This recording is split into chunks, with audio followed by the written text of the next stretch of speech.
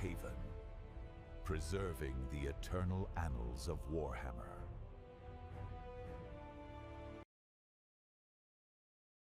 The stars above Barbarus did not shine. They drowned. The sky was a cauldron of sickness, a green-black ocean of gas and thunder that never ceased to scream. From horizon to horizon, clouds swelled like bruises upon the world's dying skin. The light of the sun, long forgotten, filtered through in veins of pale corrosion.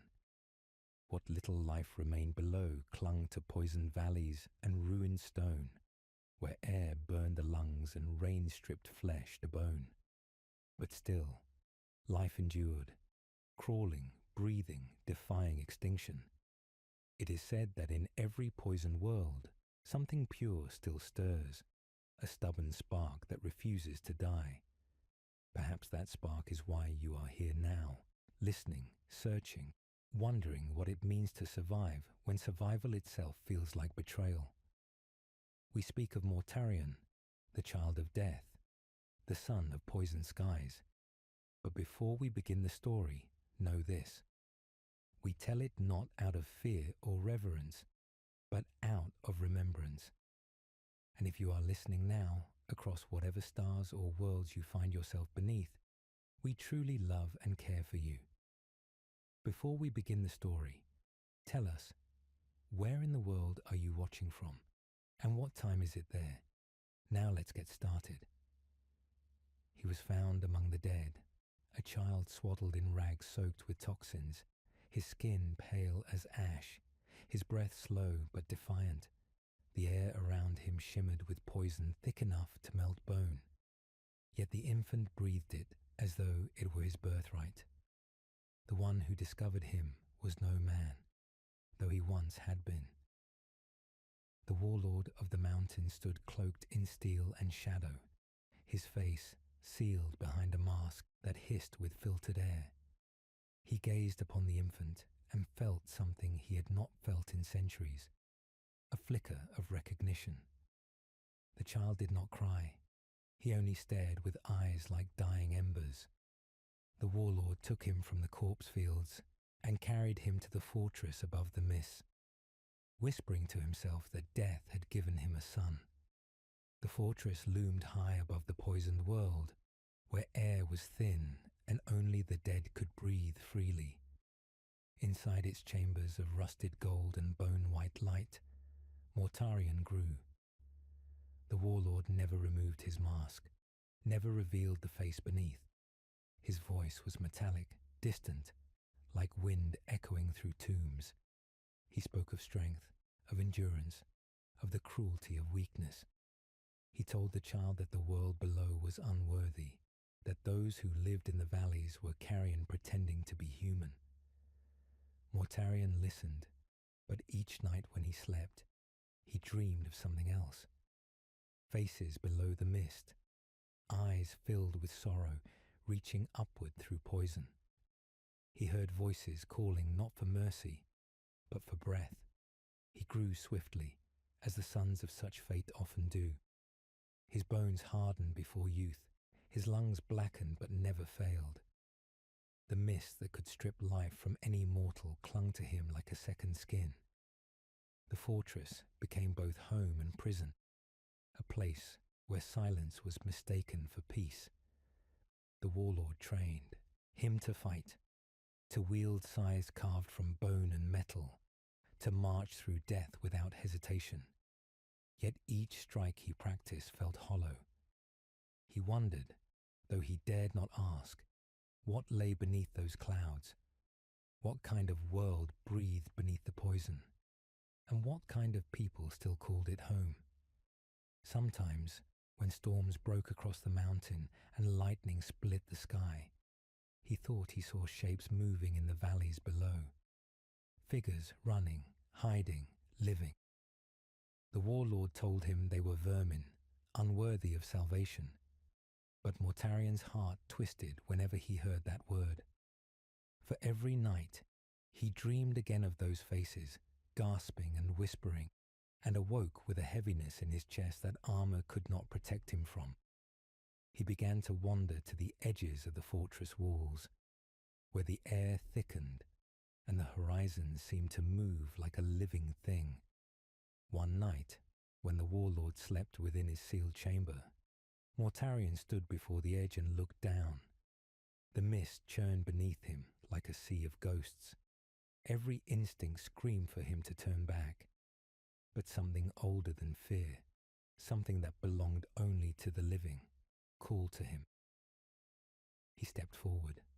The first breath of the poisoned air struck him like fire. His throat burned, his lungs clawed against his ribs. He staggered, but he did not fall. Every breath was pain, but every pain was proof that he was alive. He descended into the storm. The mountainside stretched for miles, sharp and endless. Bodies, long petrified, clung to its rocks like broken idols. Some still wore masks that had fused to their skulls. Others were so eroded that only the shapes of their final screams remained. Mortarion passed them silently. Each step downward felt heavier, not from gravity, but from memory, as if every death he passed whispered a fragment of his own. The mist thickened, tasting of rot and acid. He could not see, only feel the world shift around him, hear faint coughing in the distance, the desperate breath of the still living. When he reached the valley, he collapsed upon the blackened soil. The people found him at dawn, a figure of pale flesh and scarred armor, breathing their air, coughing their pain. They surrounded him cautiously, masks trembling, eyes wide. None dared approach until one small hand reached forward. An old woman, her face lined like cracked stone, placed her gloved palm upon his cheek. "You shouldn't be alive," she whispered. Mortarion looked at her and replied, "Neither should you." Days passed. They brought him shelter, water, and strange bitter food grown in the poisoned soil. He watched how they lived, huddled in broken dwellings, fighting to see another sunrise that would never come. Children played with bones instead of toys, their laughter muffled by masks. Yet in their endurance, he saw something his father had never shown him. Courage without cruelty, survival without hatred. When they prayed, they did not ask for strength. They asked for one more breath, one more day. Mortarion began to help them. He repaired their masks, forged new filters from scrap and metal. He hunted the mutants that stalked them in the fog, wielding his scythe with the same precision his father taught him. But now each swing felt like redemption, not obedience. The people called him the Pale One, a name whispered not in fear but reverence. Still, every night, when he looked toward the mountains, the fortress lights flickered faintly above, and the air seemed to hum with the voice of the warlord, calling him back. One evening, as the toxic wind settled low and the stars briefly pierced through the clouds like wounds in heaven, Mortarion stood outside the settlement and removed his mask. The first breath seared him raw, and tears streamed from his eyes. Yet beneath the pain, there was a strange sweetness, a memory of the air his world had lost. In that moment, he understood what the people prayed for. Not strength, but the chance to feel alive, even if it hurt. He looked toward the mountain and swore that one day the sky would belong to them again. And high above, the warlord stirred in his fortress. Through metal lungs he whispered to the dark, "So my son has found the living. Let him breathe their lies." The storm began to rise again, thick with promise and decay, as Barbarus exhaled its endless poison upon the child who would one day bring death to the stars. The nights on Barbarus were endless, stitched together by the pulse of distant thunder and the whisper of poisoned rain upon the ruins. Mortarion had become a figure of quiet legend among the lowlanders, a shadow that moved through the fog to strike at the horrors that preyed upon them. Each day, he descended further into the poison plains, teaching the people how to resist, how to breathe longer, how to fight without hope but not without purpose. His presence gave the dying strength, and yet within him a different sickness grew. For though he walked among them and fought beside them, he could never truly belong. The air that nourished them still burned his lungs. The warmth of their gratitude felt like pity, and each night, when he looked toward the distant mountains, he felt the invisible leash of the warlord tugging at his soul. The fortress called to him, not with words, but with memory, the memory of his father's voice teaching him how to kill, how to endure, how to survive in a world that had already surrendered. The lowlanders began to whisper stories of him, as if he was something more than mortal. They said his body carried no decay, that the poison fled from him, that his eyes glowed faintly in the dark. They began to follow him not just out of fear of death, but out of faith. The old woman who had first touched his face called him a gift from the clouds, sent to reclaim the sky from those who hoarded its air. Mortarion listened, but he did not believe. He knew what he was, a child raised by a tyrant, moulded by hatred and lies. He had no divine purpose, only rage and confusion. When they prayed to him, he turned away, unable to accept the reverence that felt too much like forgiveness.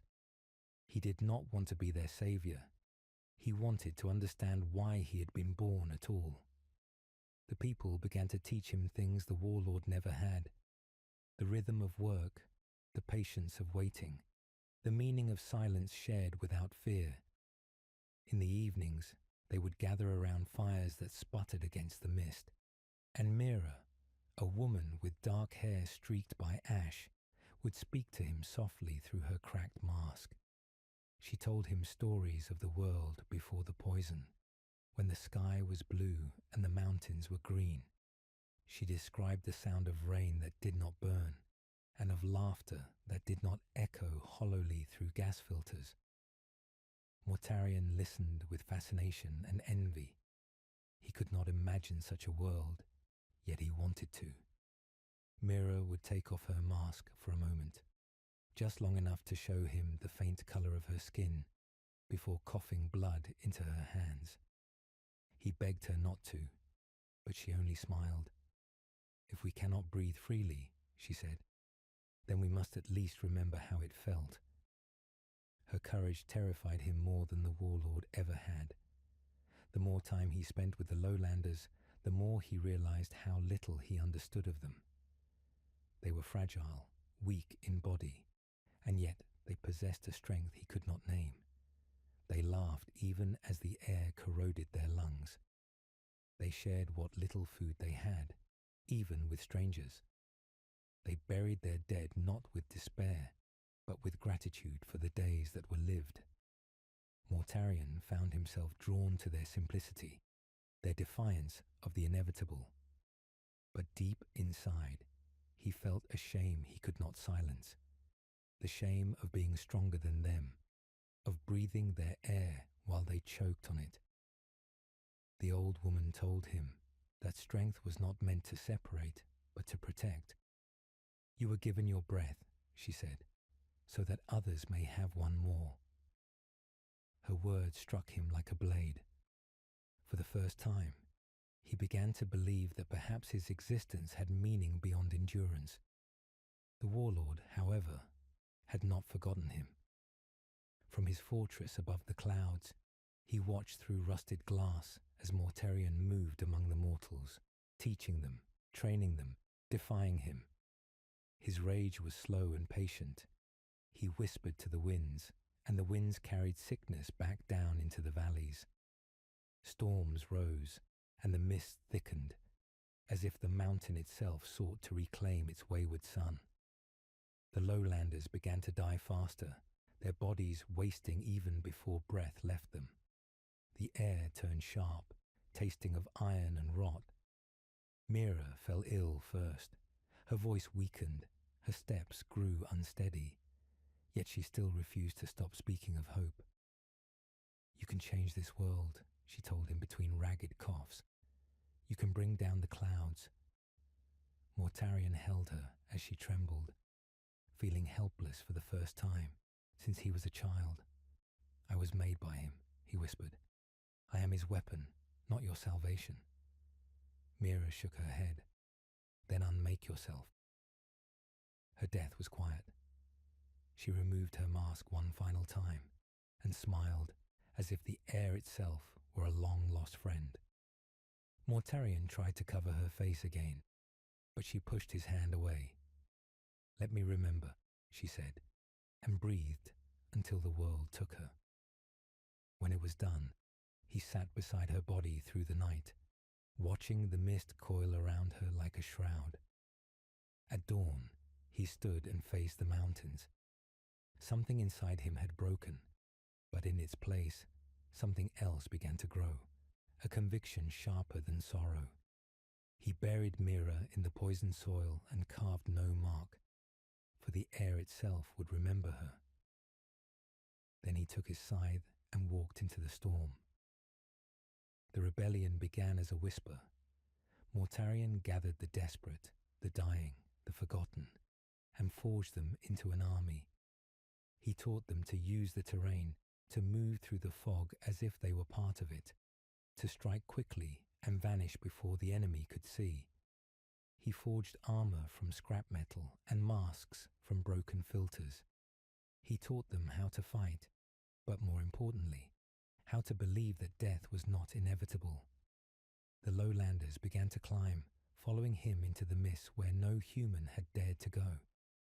The first battles were small, ambushes in canyons, raids against the warlord scouts. Each victory fed their courage, each loss hardened their resolve. For every man who died, 10 more rose to take his place. They did not fight for conquest, they fought for breath. Mortarion moved among them like a ghost, tireless, relentless, unyielding. Yet every night, when the fires dimmed, he stood alone at the edge of the camp, staring up toward the hidden fortress. The voice of his father echoed in the wind. "You cannot rise above the poison. You are born of it." Mortarion clenched his fists and whispered to the darkness, "Then I will drag the poison down." He could feel something stirring within him, something vast and nameless. It was not rage anymore. It was clarity. The warlord had shaped him to endure death, but in doing so, he had created the one being who would teach death to fear. When the first dawn broke pale through the mist, the army began its march. The mist swirled around them like smoke from ancient fires. The air stung their throats, but none faltered. At their head walked the Pale One, silent, his eyes fixed upon the unseen summit, where his father waited. The lowlanders followed not as soldiers, but as believers, carrying with them the last hope of a dying world. And as the sky darkened once more, Mortarion took his first true breath, not in pain, but in purpose.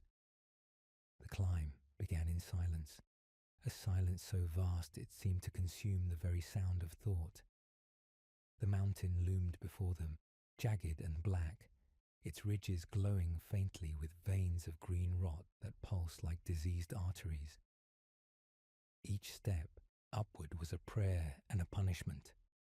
The lowlanders followed Mortarion through the mist, their breaths coming in laboured gasps, their masks rattling with each inhale. The air grew heavier, darker, as though the mountain itself resisted their intrusion. Poison seeped into their lungs even through the filters, but still they climbed, driven by faith and fury. Above them, thunder rumbled, not a storm's roar, but the mechanical growl of the warlord's fortress, waking from its long slumber. Mortarion did not speak.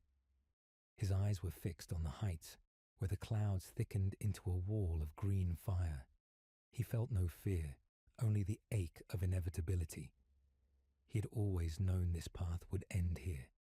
He was climbing not toward victory, but toward truth. And truth, he knew, was just another kind of death. The path narrowed to a ridge where the wind screamed like a living thing. Shards of glass and bone littered the ground, remnants of those who had tried and failed to ascend before. The soldiers stumbled, clutching at their chests, their strength eroding with every breath. Mortarion stopped, turned, and looked at them through the drifting fog. His face was bare, his lungs blackened but unbroken. "Go back," he said, voice rough as gravel. "You cannot follow me beyond this." But no one moved. They stared at him, their eyes hollow yet determined, as if his command itself were blasphemy. The old woman's words echoed among them, carried like a memory that refused to die. "You were given your breath so that others may have one more." Mortarion clenched his fists. He knew they would not turn back, so he gave no further warning. He simply nodded once and continued upward, their footsteps trailing behind him like echoes of a forgotten song. As the mist deepened, they began to hear voices. At first, it was only a whisper, the hiss of air through metal, the sigh of something ancient. Then the voices multiplied, rising and falling like waves of despair. They spoke in tones that resembled the warlord's voice, but carried none of its authority, only malice. "You climb toward your own decay," they murmured. "You are your father's breath. You cannot unmake what you are." The soldiers faltered, some falling to their knees, clutching their heads. Mortarion felt the words burn through his mind, a poison sharper than the air itself. He pressed onward, his steps heavy, his breath ragged. "If I am his breath," he whispered to the storm, "then let it be the one that ends him." By the time they reached the halfway point, half the army lay behind them, lifeless, their masks shattered, their lungs dissolved into silence. Mortarion did not look back. The mountain accepted their bodies with indifference, the fog swallowing them whole. The survivors moved on, more ghosts than men. At night, they made fires that burned dim and green, the flames fed by chemicals that stank of decay. The air around them shimmered with hallucinatory light.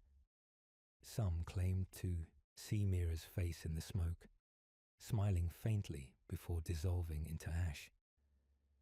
Mortarion sat apart from them, his scythe resting against a stone, his gaze fixed upon the summit. He thought of Mira, of her final breath, of the promise he had made beside her grave. "You can bring down the clouds." The words replayed in his mind like a heartbeat. He wondered if she would still believe in him now, seeing what he had become, a creature of death leading others into it. At dawn, the mist parted briefly, revealing the fortress above, a vast citadel of black metal and bone, suspended upon pillars that sank into the clouds. Lightning crawled across its surface like veins of light beneath translucent skin. The sight silenced even the wind. Mortarion's soldiers stared upward, awestruck and horrified. The structure seemed less built than grown, alive in a grotesque way, its walls pulsing faintly as though breathing the poison that filled the sky. Mortarion's breath caught in his throat. He recognized the shape of it, the same design as the machines his father used to filter air, but magnified, monstrous, turned into a world unto itself. The fortress was not merely a stronghold. It was the source of the poison. It breathed death into the world below, endlessly, a heart that had forgotten how to stop beating.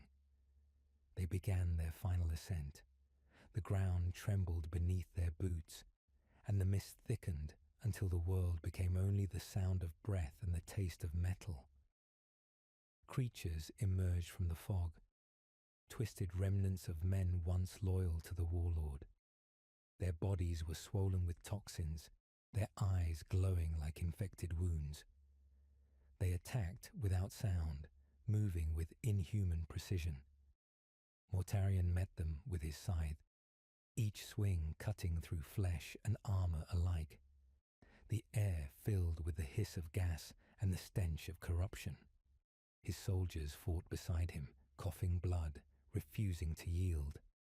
Every kill brought them closer to the fortress, yet each victory felt smaller, emptier.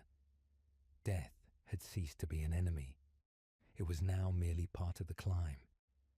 When the last creature fell, the mist cleared enough for them to see the great gate of the fortress, a towering slab of metal engraved with faces frozen in silent screams.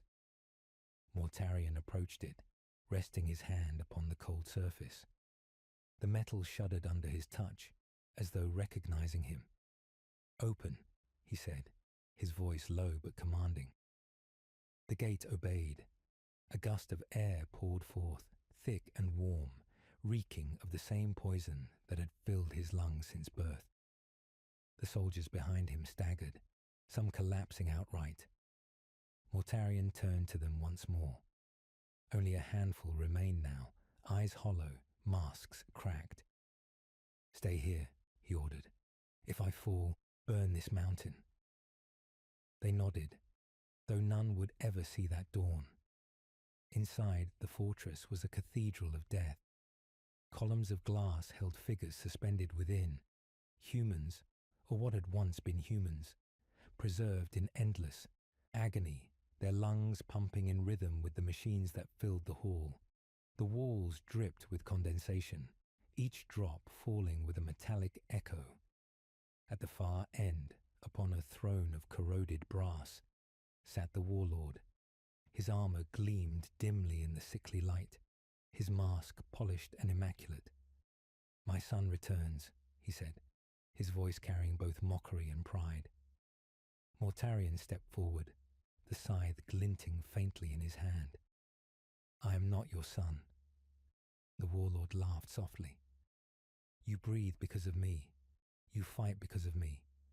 Every breath you take is a gift from my poison."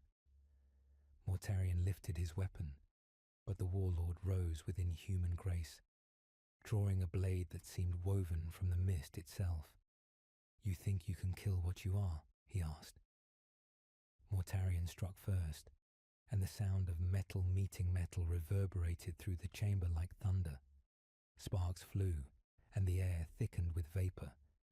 They fought among the machines of life and death, each blow shattering glass, each step echoing with the cries of the preserved. Mortarion's lungs burned, his vision blurred, but he pressed on, driven by the memory of Mira's final smile. "You gave me breath," he snarled, "and I will use it to end you." Their blades met one final time, and the fortress itself seemed to hold its breath. The battle ended not with a scream, but with silence. Mortarion stood over his father's fallen form, his scythe dripping with blackened ichor. The warlord's mask lay shattered beside him, and beneath it there was no face, only emptiness, a hollow void where humanity should have been. Mortarion stared into that void and felt the truth settle like ash within him. He had not killed his father. He had only revealed what he had always been, a breath of poison wearing the shape of a man. The mists outside roared again, thickening into darkness, and somewhere beyond the storm, the sky began to change. The air inside the fortress was no longer alive.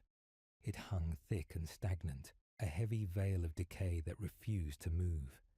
Mortarion stood over the hollow corpse of the warlord, his chest rising and falling with uneven rhythm. The silence that followed the battle was unbearable, deeper than death, as though the fortress itself mourned the absence of the poison it had worshipped for centuries. He stared at the void where his father's face should have been, the truth settling into him like a toxin of its own. The man who had raised him, who had taught him strength and survival, had never truly lived. There had been no humanity behind the mask, no purpose beyond power. The realization did not bring victory, it brought grief. The scythe in his hand felt heavier now, as though it too understood what had been lost. He turned slowly, eyes tracing the glass tubes that lined the walls, where bodies floated in half-life, suspended by machines that no longer hummed. They were remnants of the warlord's will, fragments of a dream that had died the moment it was born. Mortarion lifted his gaze toward the ceiling, where pipes dripped poison like tears, and for the first time he felt the weight of the world pressing down upon him, not from above, but from within. The fortress trembled. Outside, the storm raged without restraint, wind howling through the open gates, as if the mountain itself sought to reclaim its breath. The walls groaned, ancient machinery faltering as it began to collapse under its own decay. Mortarion walked through the chamber, his boots splashing through pools of chemical runoff that hissed against the floor. He reached a console built into the throne's foundation, its surface covered with runes and dials that glowed faintly. He did not know their meaning, but his hands moved instinctively, as though guided by memory. The fortress shuddered again, lights flickering before dimming to black. The heartbeat of the poison stopped. Outside, the clouds shifted. For the first time in living memory, a faint trace of sunlight pierced through the green haze, illuminating the mountainside with a fragile, trembling warmth. It was not pure light. It carried the taint of centuries of rot, but it was enough to make Mortarion pause. He stepped toward the edge of the shattered gate and looked down upon the world below. The mist that had once suffocated the lowlands began to thin, swirling into ribbons that drifted away like smoke.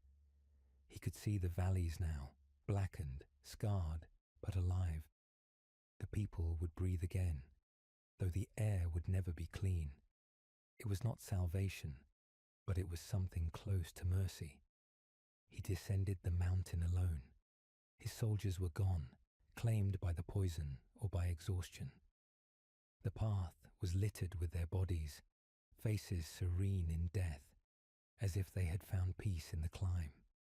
He walked among them silently, his mind hollow, his heart unmoving.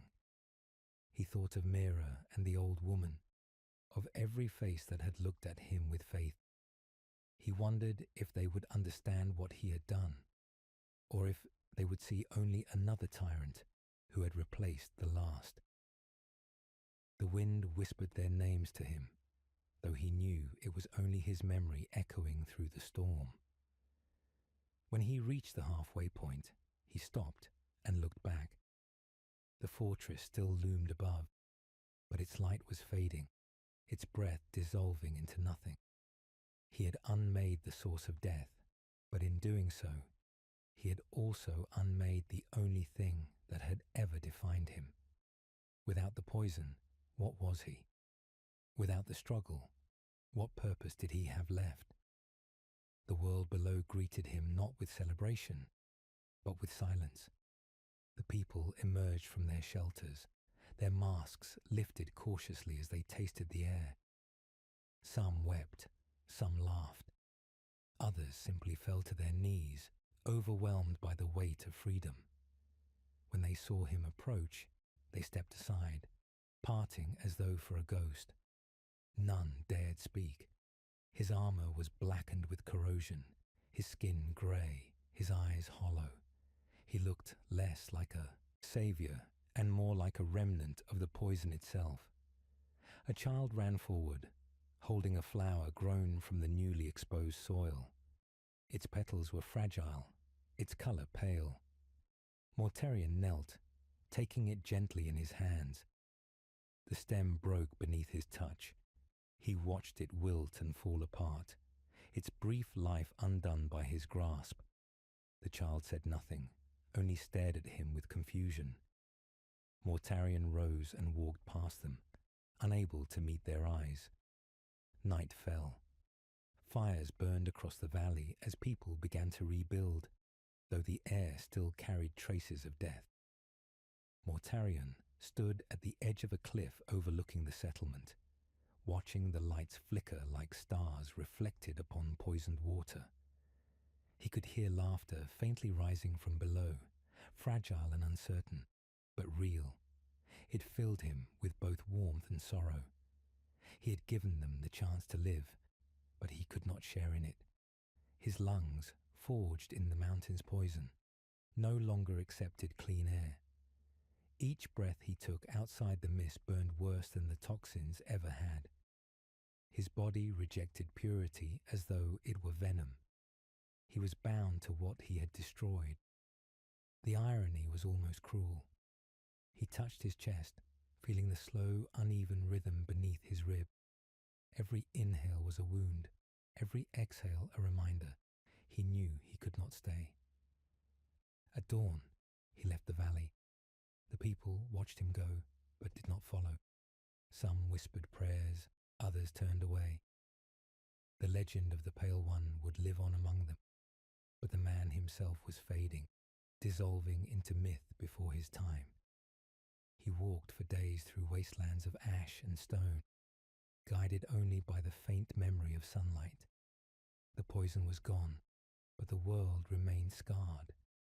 Life would return slowly, painfully, as it always did. Yet everywhere he looked, he saw reflections of his father's work. The ruins, the machines, the bones of the conquered. The warlord's legacy lingered in every breath the planet took. Mortarion realized then that one cannot truly kill what is already part of oneself. The fortress had fallen, but its poison lived within him, in his blood, in his name. When the final storm passed, he reached the place where Mira had once lived. Her house was gone, consumed by time, but the ground where he had buried her remained untouched. He knelt beside it, pressing his palm to the soil. The earth was warm beneath his touch. "You were right," he whispered. "The clouds have fallen." The wind answered with a soft sigh, carrying the scent of rain that did not burn. He stayed there until night cloaked the valley, then rose slowly, feeling the ache in his chest deepen. He could not remain among the living, not while he carried the breath of death within him. The stars above flickered weakly, still veiled by thin wisps of green. He turned his gaze to them, his thoughts drifting beyond the horizon, toward the unknown. He began to walk again, each step slower than the last, the sound of his boots fading into the distance. Behind him, the world he had freed began to breathe anew. Before him stretched endless wasteland, uncharted and silent. He did not know where he was going, only that he must keep moving, for stillness felt too much like dying. The wind rose around him, whispering through the remnants of his armor. In its voice, he thought he heard Mira, the old woman, the soldiers, even his father, all speaking the same word, not of command or forgiveness, but of truth. Breathe. And so he did. For as long as he could, for as long as the poisoned air inside him allowed, Mortarion walked into the dawn, where light and decay met in fragile balance, and the child of death vanished into the thin, trembling horizon. The wind across the wasteland carried no sound now, only the slow rasp of Mortarion's breath as he walked through the ashes of a world reborn. The poison that once ruled Barbarus had thinned into a pale mist that drifted low along the valleys, harmless to those who breathed it but heavy upon him. He moved as though carved from the remnants of the mountain itself, grey, worn, unyielding. The sun, faint and uncertain, struggled to pierce the haze, painting his armor in dull gold that flickered and died with every step. He had wandered far from the settlements, away from the laughter that now replaced coughing, away from the small fires that promised new beginnings. He did not belong among them. The air that sustained them suffocated him. Every breath of purity was agony, burning deeper than any poison. He felt the weight of exile pressing against his ribs, but he did not curse it. He had known since the day he slew the warlord that this would be his fate, to walk between life and death, belonging to neither. Days became indistinguishable, marked only by the rhythm of his steps and the sound of dust shifting beneath his boots. He passed through ruins where metal skeletons of machines lay twisted and forgotten, relics of the tyranny that had shaped his world. In the silence, he imagined voices whispering through the cracks, the ghosts of those who had perished in the poisoned air. Sometimes he spoke to them, not out of madness, but of habit. He told them of the valley's renewal, of the laughter of children, of skies that trembled with the promise of blue. But when he tried to describe peace, his voice faltered. He did not know how to name something he had never felt. At night, he built no fires. He preferred the cold, the quiet, the faint hum of the wind that sounded like a heartbeat fading in the distance. Sleep rarely came. When it did, it brought dreams, not of victory, but of the mountain, of the fortress collapsing in slow motion, of a faceless void that whispered, "You cannot kill what you are." He always woke before the voice finished the thought, his lungs seizing as though the poison still surrounded him. One morning, as he crossed a plain littered with shattered gas canisters and bones bleached white by time, he saw movement on the horizon. At first he thought it was a mirage, another illusion born of exhaustion. But as he drew closer, he saw figures.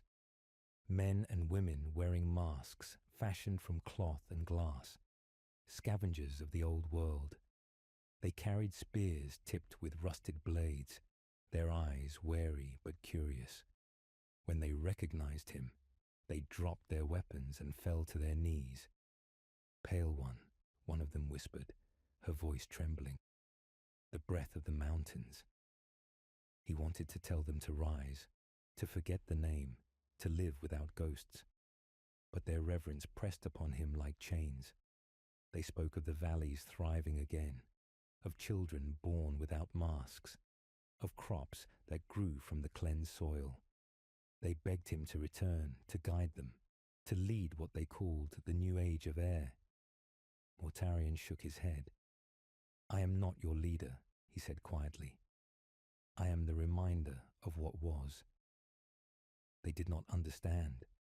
They reached toward him, seeking to touch the armor that had outlasted gods. But the air around him shimmered faintly, and they recoiled. His body still carried the essence of decay. It clung to him like a second skin, invisible but real. A curse no victory could wash away. He turned from them and continued walking. Their voices followed him until distance swallowed them whole. He felt neither pride nor sorrow, only the faint ache of inevitability. He climbed through canyons where waterfalls of acid had long since dried, their stone faces scarred by time. He found rivers that ran clear for the first time in centuries, reflecting fragments of the sky. He stood by one such river and removed his gauntlet, dipping his hand into the water. It was cool, pure, alive. Yet when it touched his skin, it sizzled faintly, steam rising in delicate tendrils. He withdrew it, watching the faint burn mark fade within seconds. The world had healed, but he had not. He realized then that purification was a wound to him, that life itself rejected his presence. He laughed once, softly, the sound brittle and hollow. "Even the air knows what I am." As twilight descended, he reached a ridge overlooking the sea. It stretched endlessly, grey and calm, reflecting the fading sky. He had never seen it before. The warlord's mist had hidden it his entire life. Now it lay before him, vast and unknowable, a mirror to his solitude. He sat upon a rock and watched the horizon shift from gold to black. The waves moved without sound, as if the world itself held its breath. In their rhythm, he found a strange peace.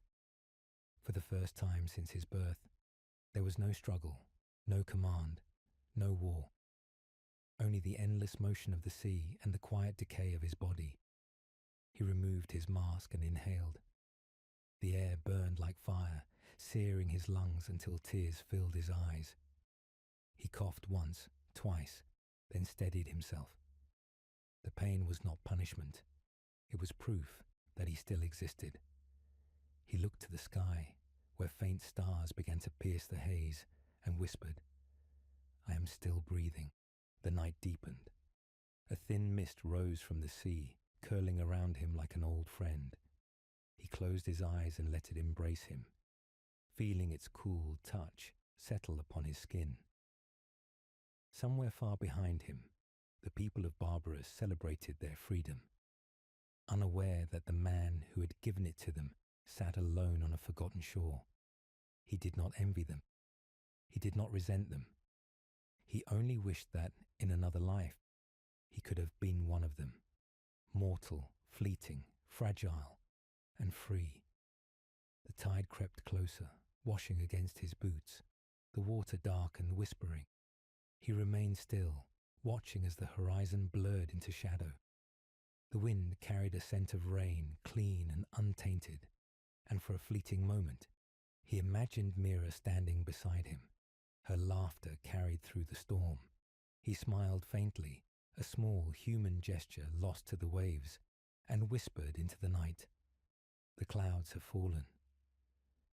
The wind answered softly, and then there was only the sea, the mist, and the sound of a single breath fading into eternity. The ocean murmured endlessly against the shore, a sound both soothing and sorrowful, like a memory repeating itself through time. Mortarion stood where land met sea, his armor crusted with salt and ash, his reflection blurred upon the water's restless surface. Days had passed without count, and the sky had dimmed to a permanent twilight, neither poisoned nor pure. He no longer felt hunger or fatigue, only the dull ache that lingered in the hollow where purpose once lived. The horizon stretched before him like an open wound, its light soft and sickly, fading into infinite grey. He had thought solitude would bring peace, but instead it revealed the depth of his loneliness, a silence so vast it echoed through the chambers of his mind. The voices of the past whispered still. Mira's gentle laughter, the old woman's trembling prayer, the hiss of his father's mask, and each sound carried both warmth and torment. He could not silence them. They were the ghosts of what he had fought for, and of what he had destroyed in the name of freedom. At night, he dreamed of the mountain again. In those dreams, he climbed endlessly, the mist thick and suffocating. But when he reached the summit, it was not the warlord who waited for him. It was himself, standing within the fortress throne, faceless and still. When he spoke, the voice was hollow. "You killed me once," the figure said, and again, until there was no one left to bury. Mortarion would wake gasping, clutching at his chest, as if to tear the poison from his lungs, only to find nothing there. The dreams left him shaken, but not afraid. He had learned that fear was a privilege of the living, and he had become something other. When dawn crept upon the sea, painting it with muted gold, he rose and walked inland once more, guided by a restlessness he could not name. The land was quiet now. The mist no longer clung to the valleys, but their memory remained, carved into the soil and the bones beneath. He wandered for many days, through forests reborn from rot, their leaves pale and trembling, through rivers that glimmered faintly with the ghosts of their former poison. Life had returned to Barbarus, timid but determined. He saw men and women building homes from the wreckage, children running without masks, their laughter bright and fragile. They saw him too, but did not approach. They whispered his name as he passed, bowing their heads, not in reverence but in fear of disturbing something sacred. He did not stay among them.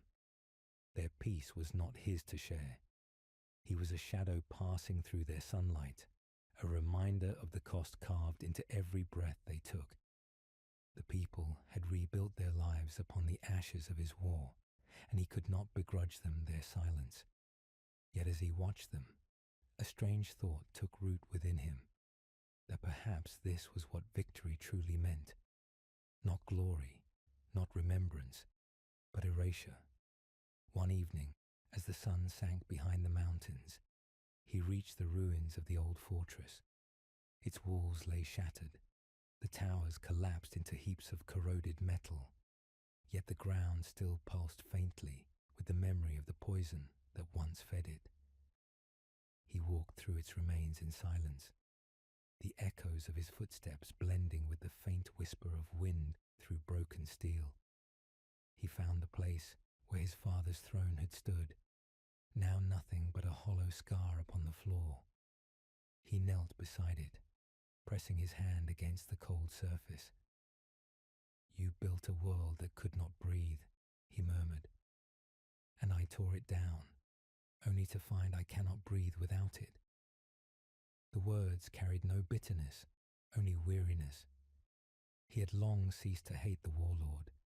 The man had been nothing more than a reflection of what this world had made of him, a creature bound by survival, unable to imagine another way to live. Mortarion lifted his gaze toward the jagged opening in the ceiling, where the last light of day fell upon his face. Dust drifted through the beam like drifting spirits. For the first time, he realized that the mountain had stopped weeping. The air smelled faintly of rain, clean and real. He smiled, though it was a small and sorrowful thing. That night, lightning flickered beyond the horizon, painting the clouds in hues of violet and green. He sat upon a ledge overlooking the valley, his scythe resting across his knees, and listened to the rumble of the storm. It sounded distant, like a heartbeat buried beneath the earth. He wondered if the world was alive again, or if it merely pretended to be. His thoughts wandered to the Emperor, the being he had never met, but whose light had once pierced the mist and drawn him upward. He remembered that golden figure standing above him on the mountain, offering salvation in exchange for surrender. He had accepted then, thinking it was freedom. But freedom, he now understood, was not granted. It was chosen, and choices carried scars that could never heal. The thought brought him no comfort, but it anchored him to something that still felt human. Perhaps that was enough. When dawn broke again, the storm had passed. The air was crisp, filled with the scent of wet earth. Mortarion rose and began to walk once more, but this time his steps were lighter, his direction uncertain. The world stretched wide before him, no longer confined by mist or fortress walls. He followed the faint trail of light that shimmered across the horizon, where the clouds parted just enough to reveal the stars beyond. Each one flickered like an eye watching him, distant and indifferent. He wondered if other worlds existed beyond them, places untouched by decay, untouched by him. The thought lingered in his mind as he crossed the plains, where new flowers had begun to bloom, pale and trembling but alive. He paused beside one, kneeling to touch its petals. It did not wither under his hand. For a moment, he allowed himself to hope that perhaps the poison within him had begun to fade. But as night fell, he felt the familiar burning return to his lungs, a slow tightening that reminded him that the past was never truly gone. He looked up at the stars again, and in their cold light, He saw the faces of those he had lost, his soldiers, Mira, the old woman, even the hollow mask of his father, all staring down at him with quiet understanding. He did not feel judged, only remembered. He closed his eyes and breathed deeply, letting the pain settle like an old friend. He whispered to the wind, "If death made me, then let it also unmake me." The words vanished into the darkness, carried away by the same air that had once tried to kill him. He lay upon the ground, the grass cool beneath his armor, and listened to the sound of the world breathing. It was soft, steady, unbroken. The wind brushed against his cheek, and for a moment it felt almost like a hand. He smiled once more, faint and fading. The stars above shimmered, and the mist that had haunted him all his life finally lifted, leaving only the quiet rhythm of existence behind. And as the first true dawn of Barbarus rose, Mortarion exhaled a single, long breath that lingered in the air like a promise. The dawn that rose over Barbarus was unlike any before it.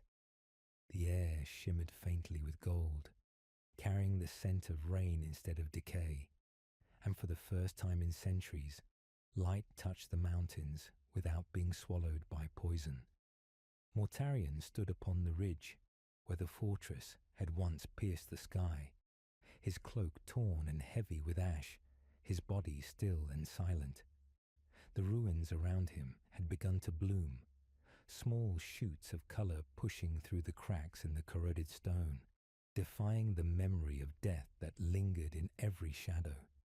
He watched them sway in the thin breeze, and though the sight was beautiful, it brought no peace. Beauty was something he had learned to distrust. It was fleeting, fragile, easily corrupted. Yet as the wind brushed against his face, he felt something stir within him, something that had lain dormant since his birth, a quiet, aching wonder. He reached down, fingers brushing the fragile petals of a flower rising from the wreckage, and for a moment it felt like touching the heartbeat of the world itself. But then he withdrew his hand, afraid of what he might destroy by holding it too long. He began to walk among the remnants of his past, the armor of the fallen gleaming faintly beneath the light, their bones fused with rust and memory. Each step was slow, deliberate, echoing through the hollow halls of what had once been a temple to death. He remembered the soldiers who had followed him, faces now lost to time, their loyalty bound not by faith but by desperation. They had believed in him as if he were salvation, yet all he had ever offered them was struggle. Their sacrifice had given birth to the dawn that now painted the sky, but their absence was a wound he could not close. He whispered their names softly into the wind, though he could not recall them all. The air carried his voice away, scattering it across the ruins like dust. The sound reminded him that though the world might forget, memory was its own kind of burden, one he would carry until his final breath. The days that followed passed in quiet repetition. He wandered the valleys, watching life return in slow waves, fields of new grass bending beneath pale rain, rivers cutting fresh paths through poisoned soil, children's laughter echoing where screams had once lived. The people no longer hid from the sky. They built homes beneath it, their roofs open to the sun. They had begun to call themselves by a new name, shedding the title of lowlanders, reclaiming their humanity. Mortarion listened to their songs from afar, the melodies carrying through the wind like threads of light.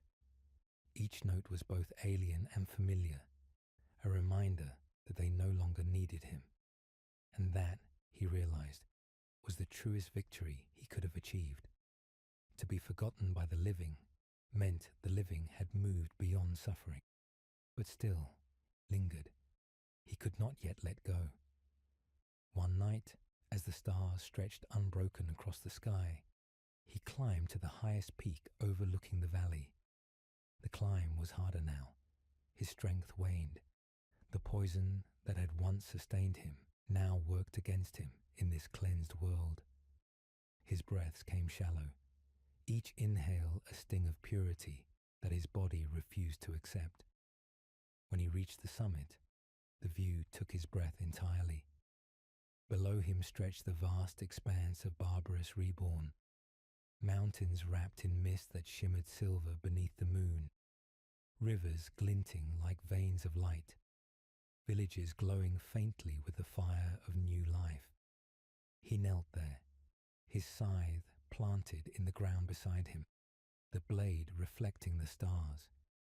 "You are free," he whispered to the world, "and I am still your prisoner." The words felt both confession and benediction. The wind shifted, carrying with it a familiar scent, earth after rain, faint traces of smoke, and something softer, human. He turned, expecting emptiness, but there stood a figure at the edge of the cliff, cloaked in shadow. For a moment, he thought it a trick of the light, another ghost from the endless parade that haunted his mind. But when the figure stepped closer, the mist parted, and he saw her face. Mira, or what remained of her, a vision perhaps, made from memory and longing. Her eyes glowed faintly, not with life, but with the calm of one who had accepted death long ago. "You kept your promise," she said, her voice as soft as falling ash. "You brought down the clouds." Mortarion could not speak. He felt the weight of her gaze, and it was like standing beneath the first sunrise. "Why are you here?" he finally managed, his voice rough, the words breaking apart like smoke. "Because you are still breathing," she said simply, "and you do not know what to do with it." He looked away, his hands tightening around the scythe. "I am not meant for this world," he said. "It rejects me." Mira stepped closer, her bare feet leaving no mark upon the stone. "The world rejects nothing," she said. "Only you do." Her hand lifted, hovering near his face, though she did not touch him. "You think yourself cursed, but all you have ever been is human. You were born to struggle, to fall, to rise again. Even now you fight against life when all it asks is to be lived." He wanted to believe her. He wanted to reach out and hold her hand, as he had once wished to, long ago in the poison valleys. But his fingers trembled, and he could not. "If I touch you," he whispered, "you will fade." She smiled faintly. "Then let me fade.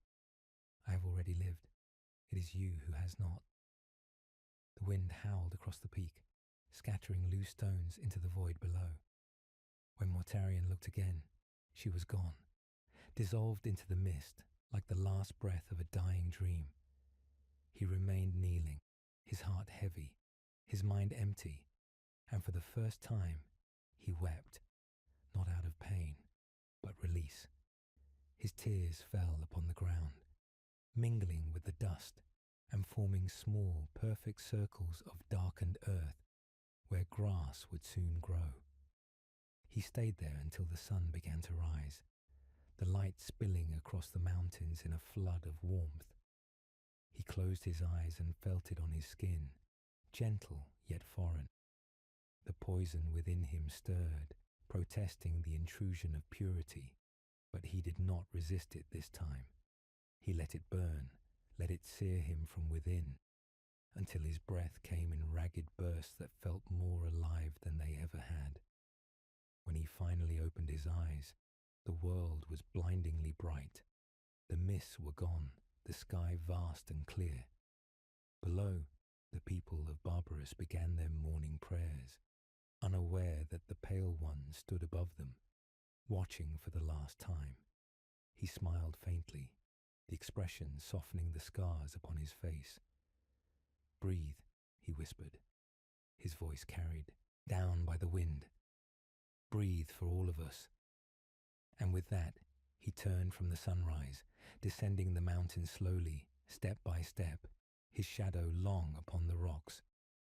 Behind him, the world continued to awaken, each breath of air a hymn, each flicker of light a promise that even from death, life would rise again.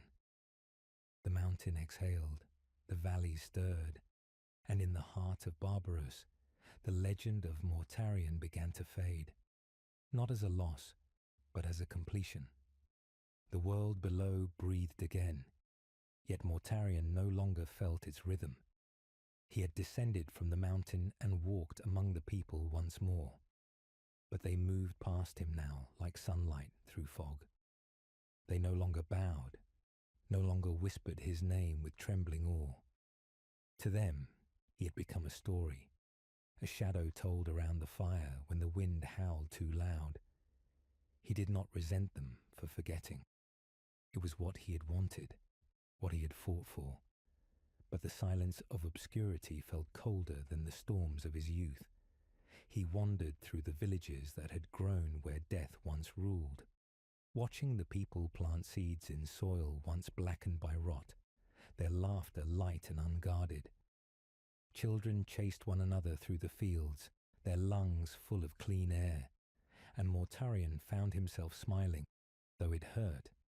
He would sit at the edge of their gatherings, unseen but not unwelcome, listening to their songs. They sang of light now, of rebirth and mercy, of a God who sent them the wind. None remembered the pale one who had brought it, and perhaps it was better that way. He travelled further each day, seeking places untouched by life's return, as though drawn to the last remnants of his former world. The higher he climbed, the thinner the air became, and his body began to falter. The poison that had once been his armour now withered within him. His breath came ragged, his strength fading with each sunrise. Yet he pressed on, guided by a sense that his path was nearing its end. The nights grew colder, and sometimes he thought he saw figures moving in the distance, faint silhouettes within the mist, watching but never speaking. He knew they were memories, not ghosts. His past had followed him here, not to condemn, but to accompany him into silence. One evening, as dusk bled across the sky, he reached a valley shrouded in mist. It was familiar, though he could not name why. He descended slowly, each step stirring echoes beneath the soil. When he reached the centre, he realized what it was, the place where Mira had died.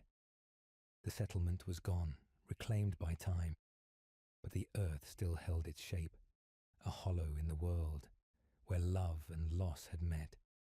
He knelt upon the ground, tracing the faint outline of her grave with his fingertips. The soil was soft, warm with the memory of life. "You told me the air would remember," whispered. "It does." The wind stirred in response, brushing against his face like a sigh. For a long while he said nothing more. The sky dimmed above him, stars emerging one by one, their light distant but constant. He thought of Mira's face, of the kindness in her eyes, and of the quiet defiance that had once given him purpose. Her memory had not faded. It had become the light by which he still walked. He remained there through the night, watching the stars drift slowly westward. The world felt vast and calm, untouched by the chaos that had shaped him. He wondered if this peace had always existed, waiting for men like him to stop waging war long enough to see it.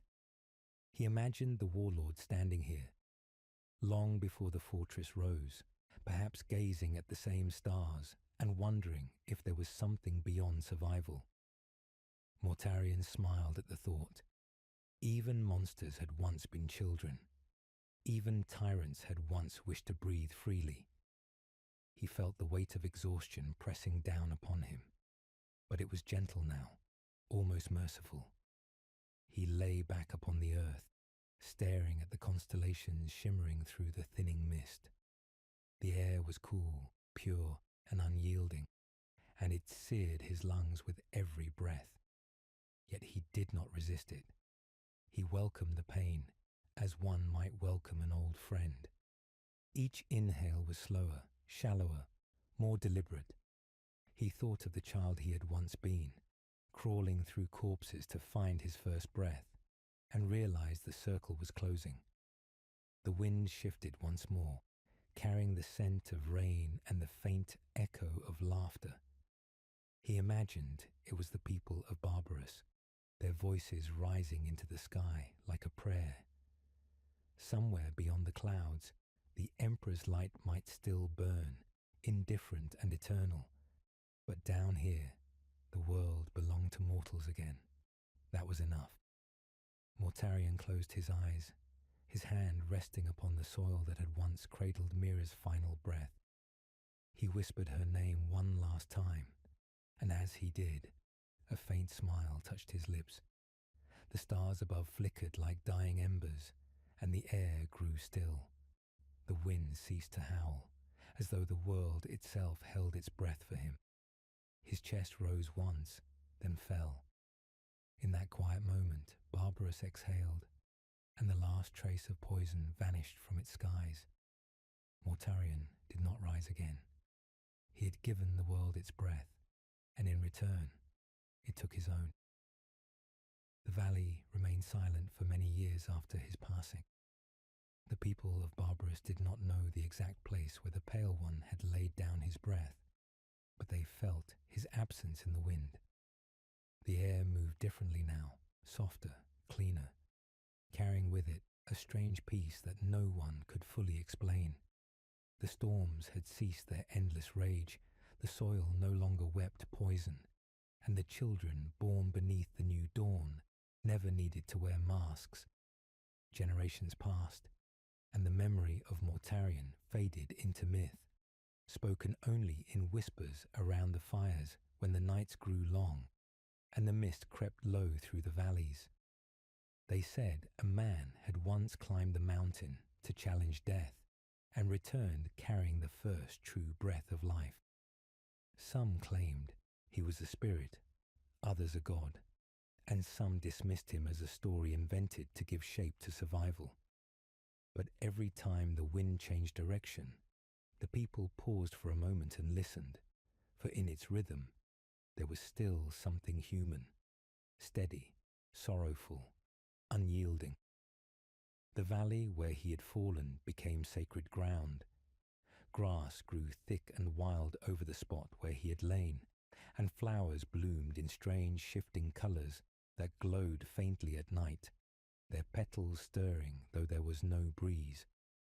The villagers avoided the place out of reverence, leaving offerings of tools, fragments of armour, and small carvings shaped like scythes.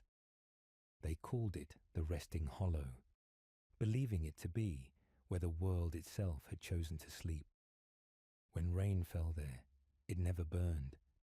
When the sun shone, it did not scorch. And sometimes, when the air grew heavy with the scent of storm, a faint figure could be seen upon the ridge, a shadow of a man standing motionless against the horizon, watching over the living. None who saw it felt fear. Instead, they felt as though the air had remembered them. Time, however, is merciless even to memory. The world beyond Barbarus changed. Empires rose and fell among the stars, wars waged across galaxies, and men learned once more to build machines that choked the air and darkened the sky. The old songs of the lowlanders vanished, replaced by the hum of industry and the march of armies. Yet even as the universe turned toward its own decay, Barbarus remained different. Its people, though unaware of their inheritance, carried within them a quiet resilience, a strength born of endurance.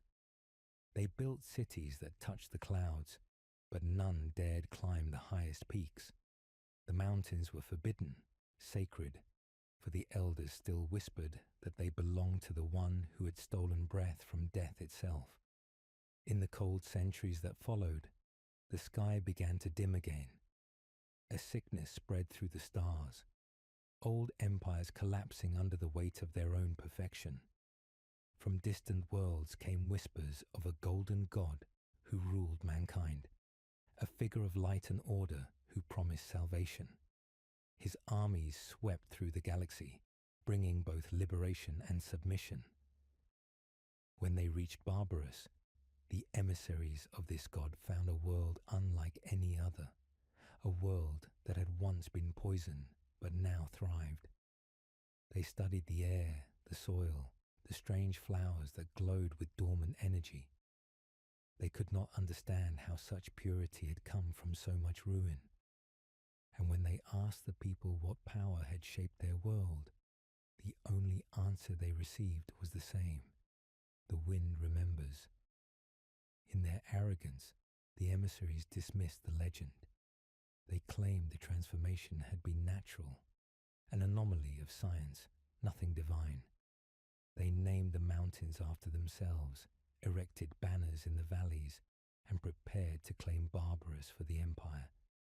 Yet, on the night they raised their first beacon, a storm unlike any in recorded history swept across the land. The wind screamed with voices that were not human. The beacons shattered, the banners tore, and the emissaries vanished into the mist. When dawn came, the air was still again, clean and calm as before, and the mountains stood unmarked, their peaks hidden beneath clouds shaped like breath. The people understood. The world did not belong to empires. It belonged to itself, and to the memory that had freed it. In time, the stars above Barbarus would darken once more.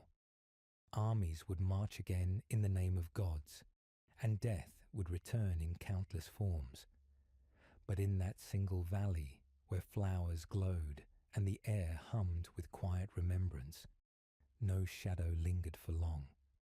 The wind there moved with intention, gentle but eternal, whispering through the grass like a lullaby.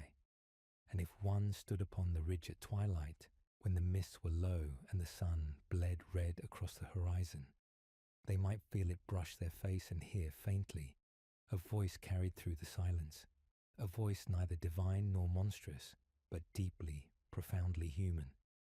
It would say only one word, as it had always said, as it would forever say: breathe. The stars above Barbarus blinked, ancient and indifferent, their cold fire gazing down upon a world that had once choked on its own breath. In the shadow of those constellations, life stirred quietly, growing in places where death had once made its home.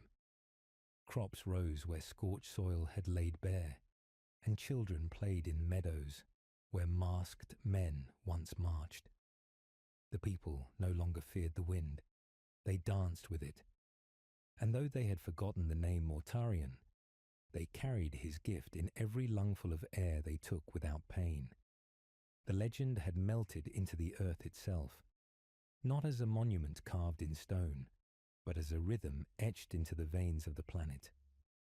But legends do not die. They sleep. And sometimes, when the veil between memory and truth grows thin, they awaken to remind the world what it has survived. Far from the fields and villages, high in the fractured cliffs of the old mountains, a child wandered alone beneath a sky-tinged violet. Her name was Elira, daughter of farmers, born in the season when the rains fell sweet and warm. She had climbed higher than she was allowed, chasing the echo of a voice she couldn't quite place, something soft that drifted on the wind like a lullaby half remembered.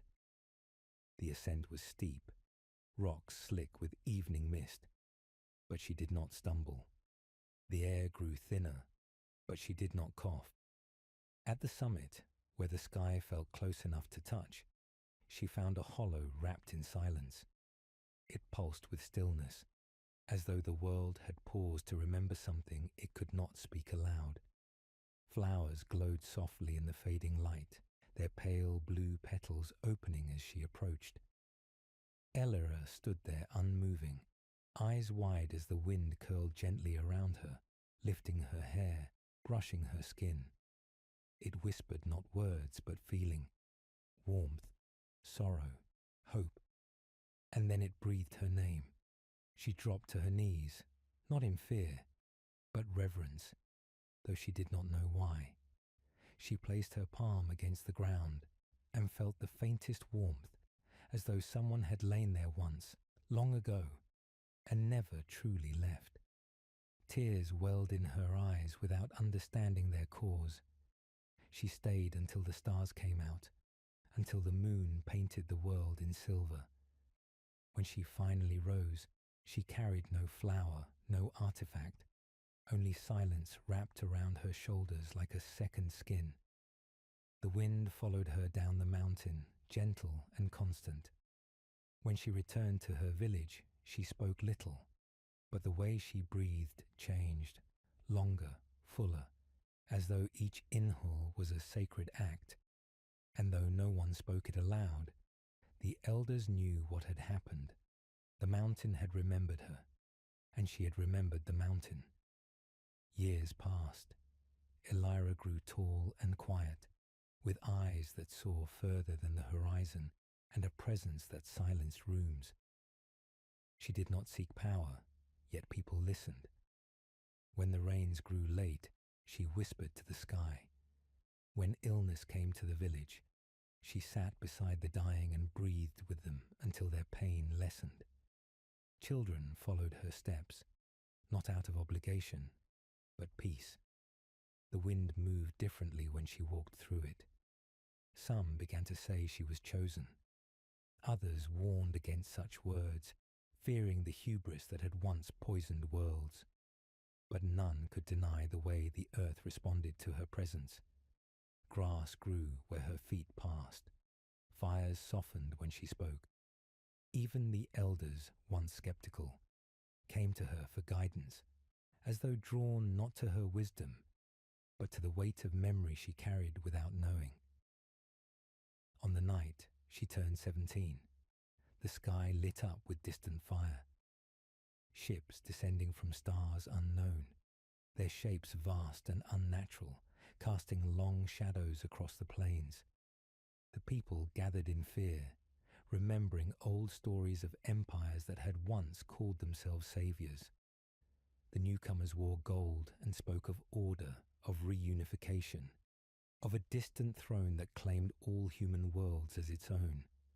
They brought machines and laws, rituals and silence. They looked upon Barbarus with cold interest, noting the air, the soil, the quiet resilience of its people. And though they saw beauty, they did not see what lay beneath it. They did not ask what had been buried to give rise to such peace.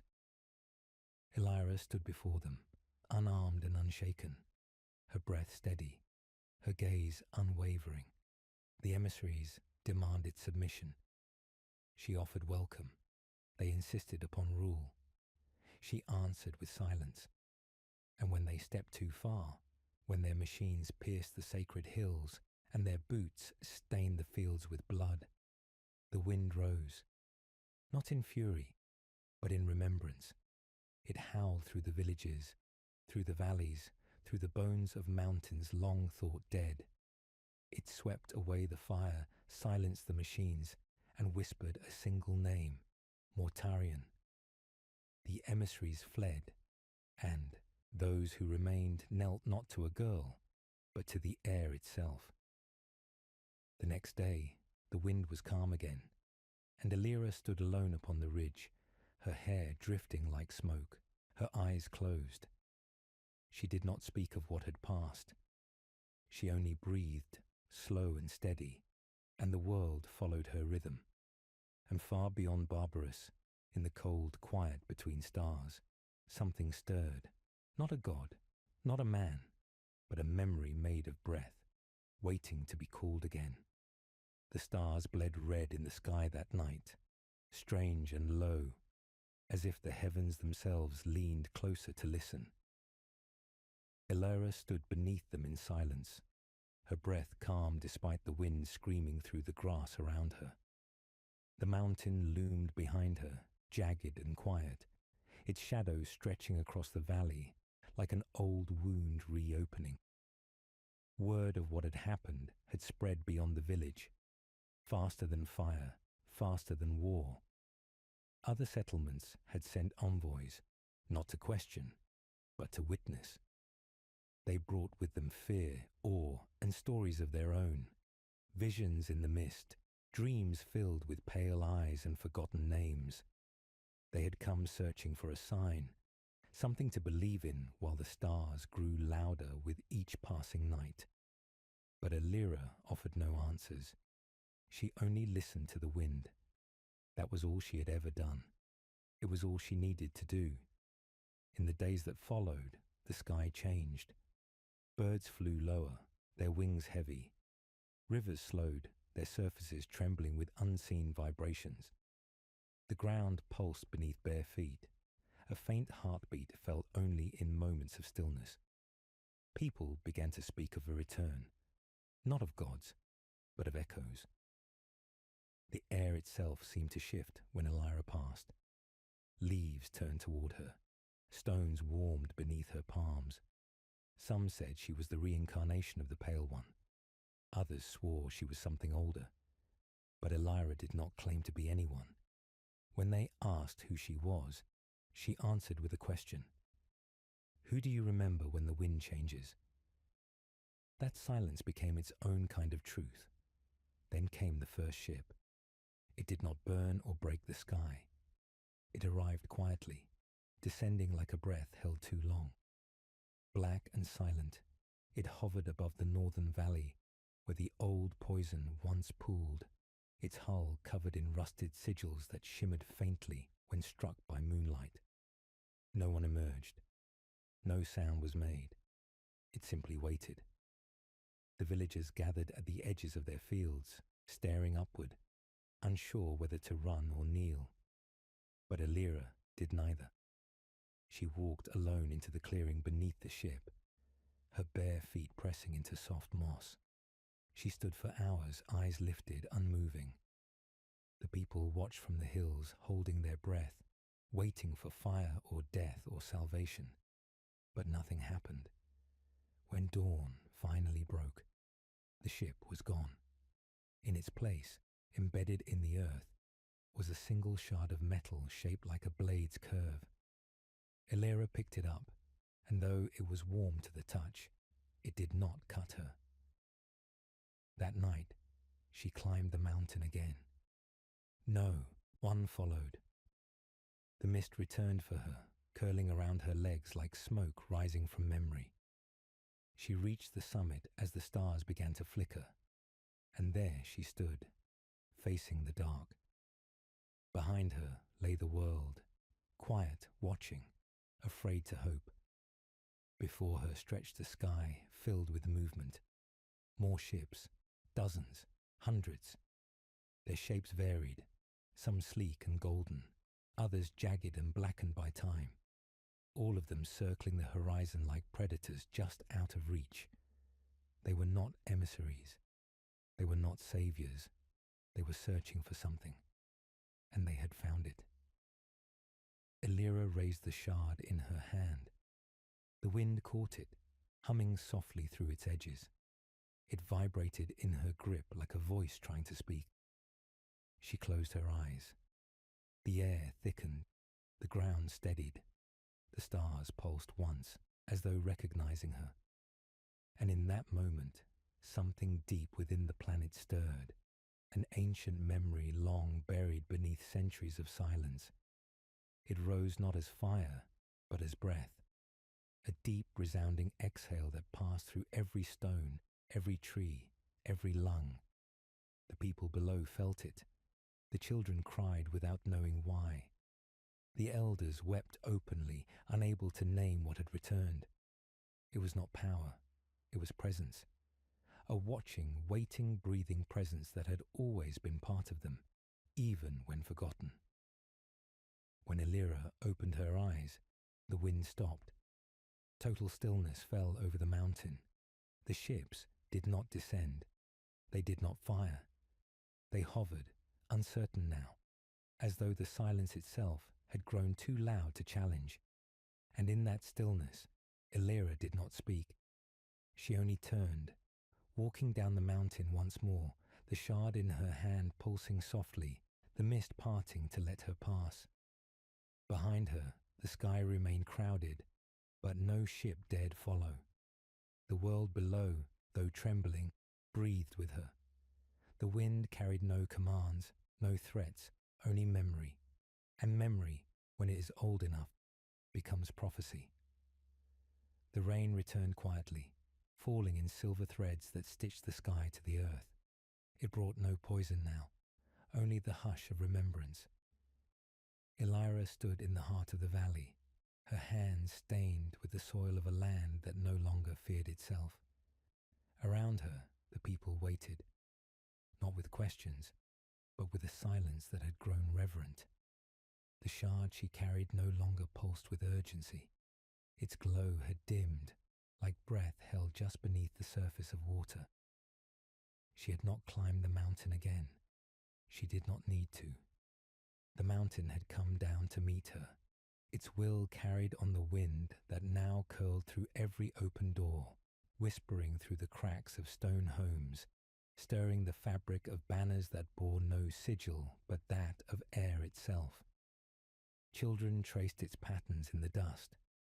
Elders spoke its rhythms in prayer.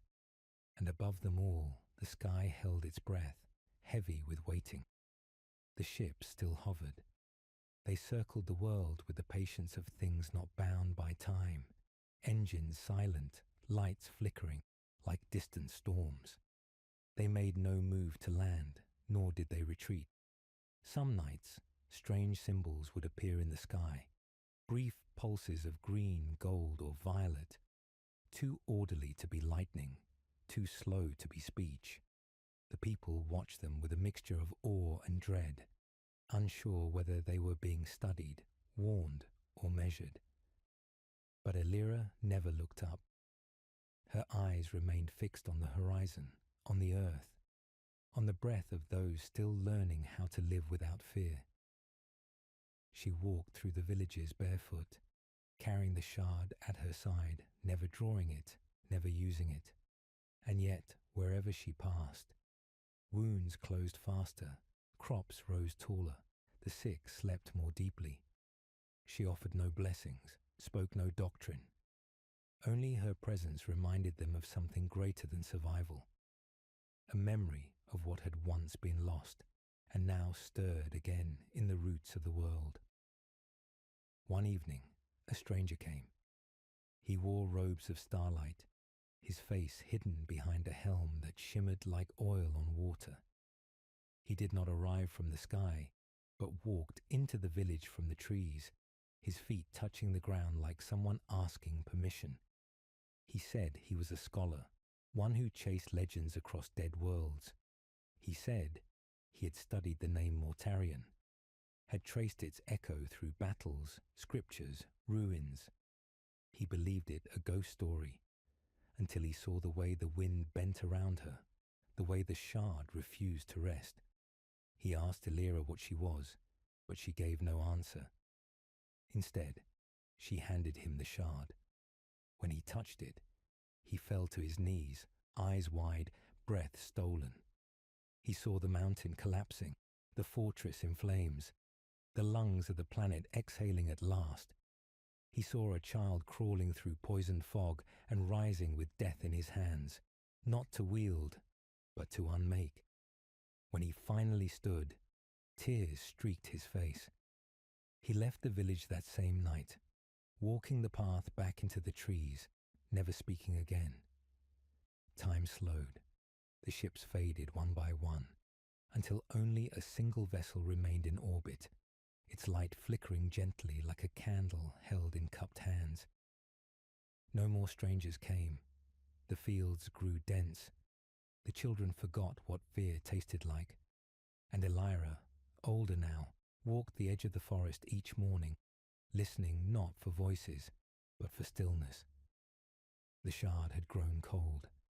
She buried it beneath the same tree where she had first learned to breathe without trembling. The next day, The wind rose again, and with it came the scent of something final. Not an ending, not a beginning, just the breath between. The final ship lingered in the sky like a question no one could answer. It drifted in silence, unmoving, its shape obscured by the clouds that wrapped around it like gauze around an old wound. Nights passed beneath its shadow, and though it did not speak, the people of Barbarus began to feel its weight pressing gently against their dreams. They saw images they could not describe, fields of bones beneath a black sun, the taste of air thick with sorrow, a figure standing at the edge of everything, breathing for those who no longer could. Elira dreamed too, but her dreams were not of ships or war or gods. They were of the valley before it had healed, of footsteps echoing through the fortress, of a man who walked through poison and emerged silent, not because he had nothing to say, but because words could not carry what he bore inside. She awoke one morning with frost on her fingertips. The air had shifted again, colder now, but not cruel. It felt like something preparing to leave. She walked to the edge of the river, where the shard had been buried, her feet bare against the dew-slick stones. The water was calm, reflecting a sky that seemed too still, too bright, as though holding itself together out of respect. She stood there until the wind returned, not as a whisper, but as a voice. It carried no language, only memory, a rush of images that struck her like waves. Mira's final breath, the lowlanders marching into mist, the warlord's hollow mask falling into dust. Then the image of Mortarion, not as a monster or saviour, but as a man standing alone, hands outstretched, offering nothing but his presence. The wind passed through her and was gone. Later that day, the ship descended. It moved slowly, reverently, lowering itself over the field where the first breath of the new world had been taken. No weapons appeared, no machines unfolded. Only a single figure emerged, cloaked in robes that shimmered with the colour of rust and twilight. The villagers gathered, but no one approached. Elira stood apart, watching with the quiet intensity of one who had already heard the ending. The figure walked toward her, its face obscured by shadow. When it finally stopped, only a breath away, it removed its hood. Beneath it was not a man, not entirely. His skin bore the marks of time stretched too thin, eyes pale with knowledge carried too long. He knelt, not in submission, but in understanding. "I came not to take," he said, voice soft and hoarse, "but to ask." He placed a small, worn object at her feet, an old filtration mask, rusted and cracked. "We were made in his shadow," he whispered, "and we do not know how to live without it." Elira knelt too, her fingers brushing the edge of the mask. She did not speak. She did not need to. The wind stirred once more, lifting the dust around them in a slow spiral. The man closed his eyes, breathing it in. "He breathed for us once," he said. "Teach us how to breathe for ourselves." She reached forward and placed her palm over the mask. For a moment, nothing moved. Then the wind carried their stillness outward like a ripple in a long dead sea. That night, the ship rose once more, but not into the sky. It sank quietly into the earth, swallowed not by violence, but by memory. Grass would grow there, flowers too. No monument would be carved, no name etched into stone. But the wind would remember. It always had. And now, so would they. Elira no longer spoke often, though when she did, the world around her seemed to quiet itself to listen. Seasons passed in steady rhythm, and the people of Barbarus lived without fear, their lives unfolding like petals under soft light. Children were born, who had never known the taste of filtered breath, and they ran freely through meadows that had once been graveyards of rust and bone. The old ones still remembered the storms, the screams, the silence after the breath had stopped, but their memories had softened with time. They spoke of the Pale One not as a warrior or a savior, but as a silence that made room for life. And when they mentioned Ilera, they did so with a kind of reverent hesitation, as if to name her too loudly might undo the balance she carried so effortlessly within her. She belonged to them, and yet to something far older, a thread woven between soil and sky, binding every inhale to the memory of what had been lost to give it. The place where the ship had been buried became a garden, not one of stone or ceremony, but of wild bloom, flowers that pulsed faintly at dusk, vines that twisted into impossible shapes, roots that hummed softly beneath bare feet. Elira walked there often, not to tend or control, but simply to be among it. She would kneel in the moss and place her hands on the ground, listening for changes in the earth's breath. She had no need for altars. Her body had become one. And though she aged like any other, there was a stillness in her that remained untouched, a presence that no wrinkle or wound could disturb. People sought her out from other worlds, pilgrims who arrived under starlit skies, guided not by maps, but by the wind's unspoken promise.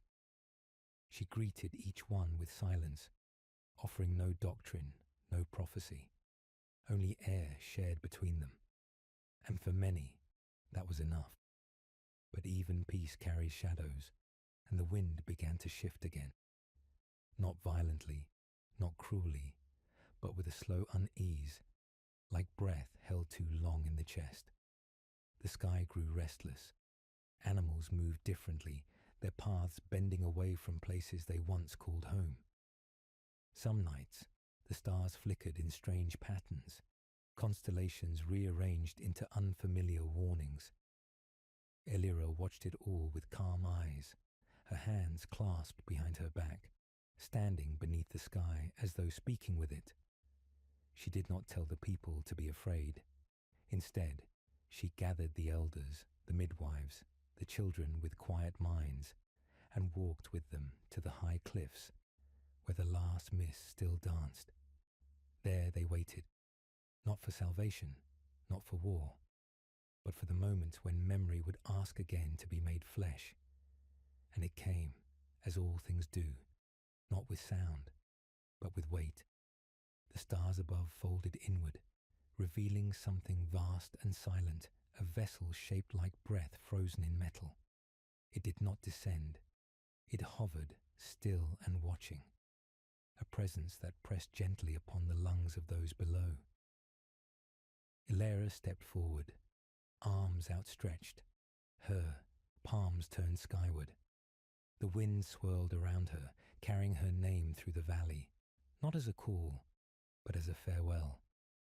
She closed her eyes and breathed deeply, one final time.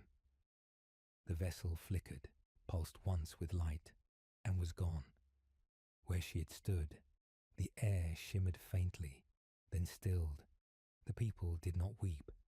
They only listened, and in the quiet that followed, they breathed as she had, together, without fear, and for the first time, entirely on their own. Long after Ilira was gone, long after her breath had joined the rhythm of wind and soil, the people of Barbarus did not build statues. They did not chisel her likeness into stone or carve her name into iron. They planted nothing in the shape of her face, spoke no grand decrees in her honor. Instead, they tended the land. They watched the skies with open eyes. They taught their children to listen for the wind before they spoke, to walk without pressing too heavily into the earth. And every morning, before the day's work began, they paused, not to pray, but to breathe. One long inhale in silence, then an exhale into the light, as if offering something back to the world that had finally learned to forgive itself. The ritual had no origin and needed no explanation. It was simply what they did. A rhythm passed from breath to breath, soft as the first wind that had ever touched a newborn skin. The garden where Elira had walked became overgrown, but it was never neglected. Wild flowers bent toward unseen shapes in the air, and travellers who passed through claimed to hear whispers among the leaves, not words, but feelings. Some said they left different than they came, carrying less grief or more clarity, or simply a sense that something vast and invisible had leaned down to look them in the eye. None could describe it, but all remembered the stillness. And in that stillness, a name would surface, not shouted, not proclaimed, but remembered in the quiet space just before sleep. Mortarion, not as a monster, not as a god, but as the man who had given them their breath and the silence to choose what to do with it. Far above, the stars continued their endless turning, untouched by the memory of one world. Wars unfolded across distant systems. Empires crumbled. Machines screamed across space, carrying soldiers who had forgotten what air without ash felt like. But sometimes a scout ship would pass close to Barbarus and pause, instruments failing without cause, voices lost to static, sensors overwhelmed by the sheer quiet of the atmosphere. Pilots would report strange dreams, images of pale meadows and hands lifting children into light. Those who returned rarely spoke of it again. Those who didn't return were assumed lost. Yet no wreckage was ever found, only the soft sound of wind rustling in fields no longer mapped. Generations passed, and still the people breathed. They built nothing that touched the sky. They dug no tunnels into the earth's core. They lived in circles of stone and wood, open to wind and time. When a child was born, they were placed beneath the stars and allowed their first breath in silence, surrounded not by machines, but by stillness. And when someone died, they were buried with their chest uncovered, so the earth could take their final breath gently, without resistance. Life moved slowly, deliberately, like an inhale that never needed to end. And beneath it all, in the deepest roots of the mountains, where no one dug and no one dared listen too closely, something old and vast remained still, not watching, not waiting, simply resting. The last breath of a man who had once walked through poison to give a dying world the gift of its own lungs. It lingered not as a relic, not as power, but as a question. What is freedom, if not the ability to choose your silence? And what is silence, if not the space where a single breath can change everything? The wind carried no answers, only the reminder. Breathe,